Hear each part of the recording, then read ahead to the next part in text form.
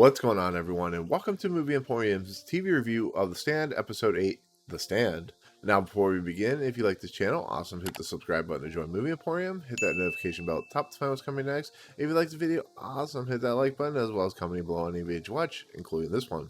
Okay, so we are officially one episode away from finishing this crap fest that is The Stand, 9-part miniseries that is the worst, unfortunately. I joke, this episode wasn't that bad. I'd probably give it like an 8 out of 10. It was actually pretty interesting. But we've all come to the conclusion of this series for the most part. The next episode, I think, is going to deal with Franny and her child and Stu getting back to Franny and all that good stuff. Because as we see, Tom Cullen appears in a weird kind of glow of light. It's just really, really strange with Kojak, who has his moment with the Wolff.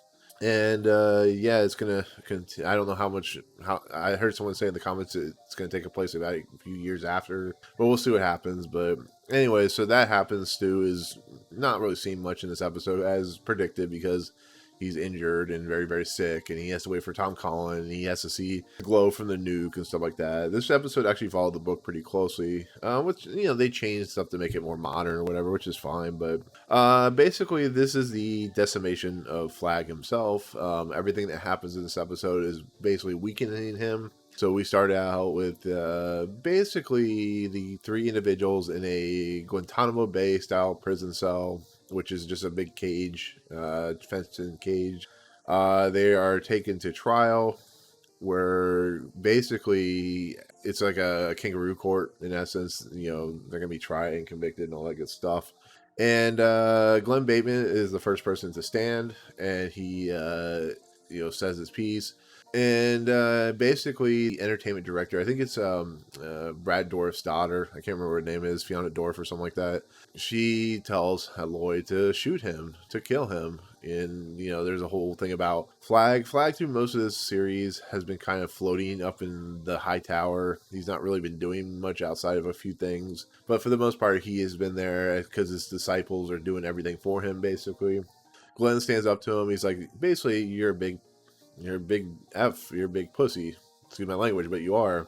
And he basically says, Harold, Lloyd, Henry, it's not your fault. You got duped or whatever.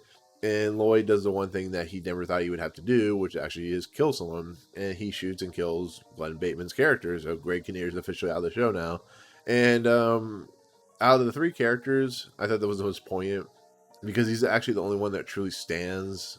Larry Underwood's character does convince, Nadine later on, I'll talk about, but Glenn's really the only person that actually truly stands up, and he is the catalyst for kind of the downfall of New Vegas, I guess you could say, the new world that, Flagg is trying to present.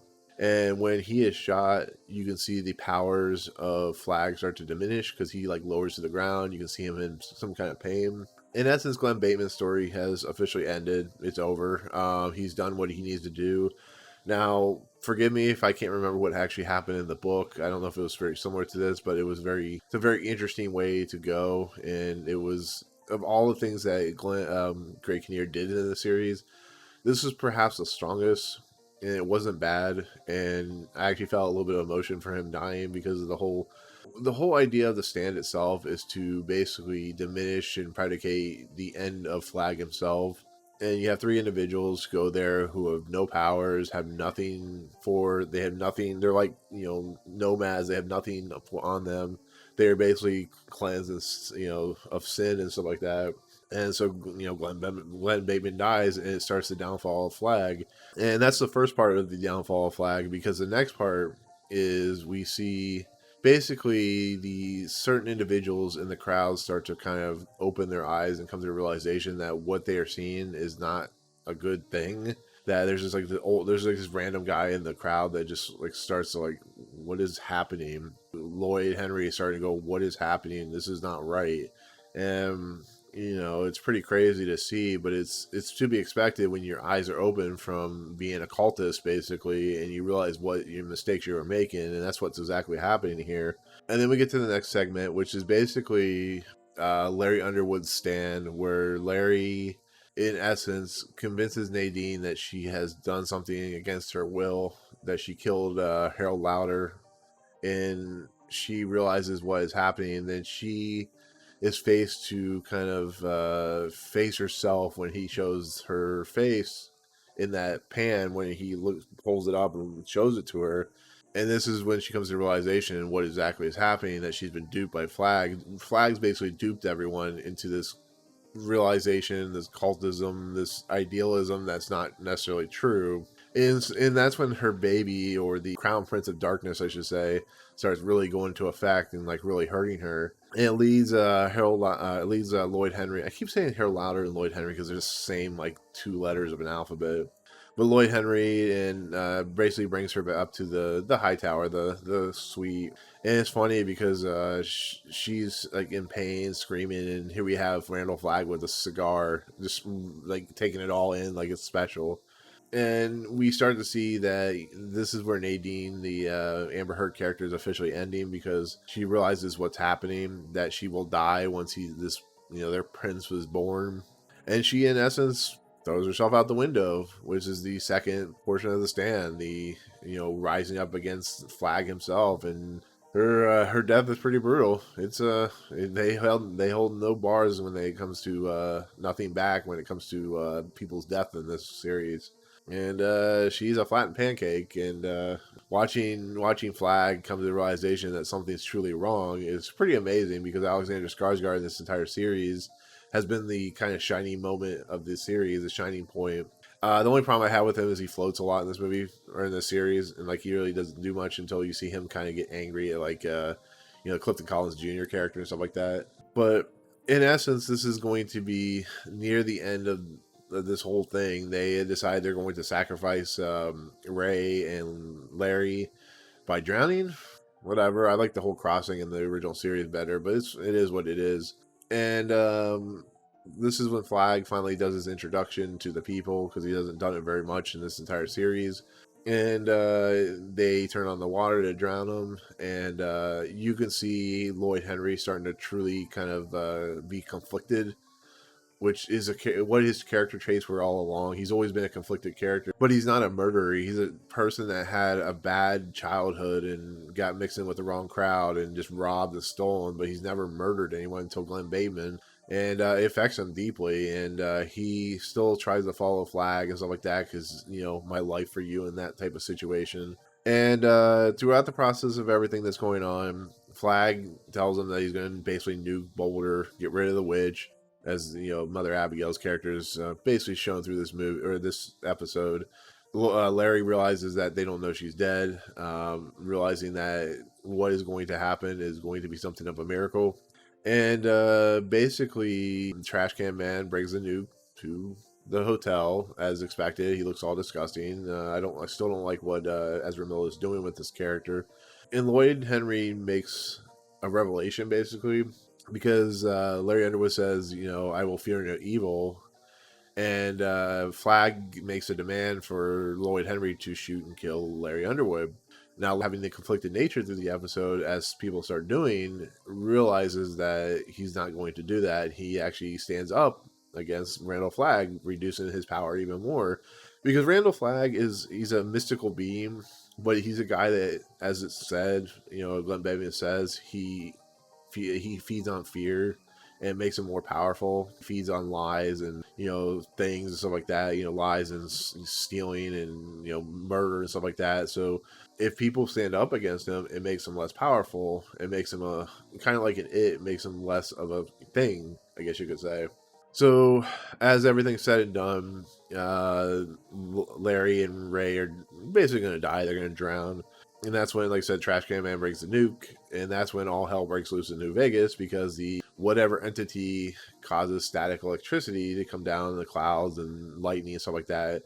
And this is the portion of the series that was kind of awesome, actually, because we see the death of people in New Vegas, the cultists, which some are deserved, some probably not, some are really brainwashed. It's just the way it is. But something similar to the aliens in War of the Worlds, the lightning has the ability to basically disintegrate people. We see the end of Julie Lowry. We see the end of the Fiona Dourif character. The Poor Lloyd Henry, man. The guy finally stood up to Flagg, and the way he dies is very similar to Sean William Scott in Final Destination. Whatever crystal, like the lighting network or whatever, is falling. It's a big ring thing. And he ducks it, but then he's stupid enough to stand up, and he's basically hit straight in the face with this big contraption thing, whatever. So Lloyd Henry is officially dead, and the whatever entity that's coming from the clouds creates enough static electricity and enough warmth that basically the entity sets off the nuke, and that's the end of New Vegas. But not before completely decimating Randall Flagg into whatever zone he's going into next, was like Eyes of the Dragon or the Dark Tower. Basically his term in the continental United States of this world is over. So the Dark Man is officially ended, and that's the end of the New Vegas crew. Of course, like I said, Larry Underwood and Ray. Larry Underwood he did the stand as he was. Ray really didn't do much, to be fairly honest, so she was kind of useless in this episode, which is not anything against the actor, but it was just her way her character was written. This, like I said, the episode overall was better than I was hoping or I was expecting it to be. It was, like I said, 8 because it had some fun moments. The idea of Randall Flagg dancing to that pop song was a little much. I thought it was funny, but it was a little much. But it was entertaining. Like the series can be entertaining, but it's never been great. So, but that's basically the gist of the episode. Like it ends with Tom Collin finding Kojak, which is going to find Stu. And we see Franny and Joe, and they see the end of Flagg and his minions, because like they're all being taken up into the sky with the the nuke and stuff like that. And the episode ends with her getting ready to have the baby. And that's the way the episode. That's the way the cookie crumbles in the episode. And yeah, it's an episode that once again, like I said, follows the book pretty closely. Outside of, I don't know, the whole Ray, Larry, and Glenn Bateman stuff. I don't know how true to the book that is because I can't remember. But if you want to let me know in the comments below, I appreciate it. But I think overall this episode works in the simple fact that it stays true to the material as best it can without adapting to what it needs to do. And the only thing I can talk about in this series that I have a true problem with, like I've said before, is just the fact that the stuff in the beginning just doesn't make this episode work. It really doesn't. It makes this episode feel like just a one-off series, and everything we've seen before it, the first 5-6 episodes, just they're so convoluted and so haphazardly done that you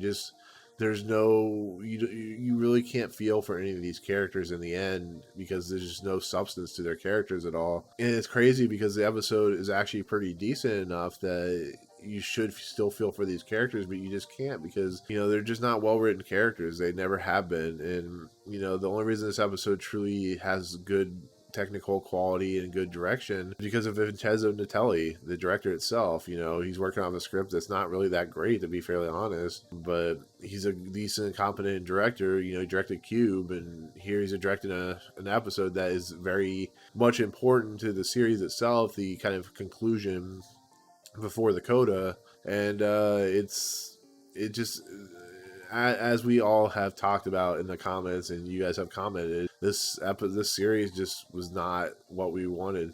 It really wasn't. It's such a shame too, because it has such great actors, it has such great concepts, but it just didn't do it in any form or fashion. So, but that's it. That is the second or the penultimate episode of the Stand miniseries.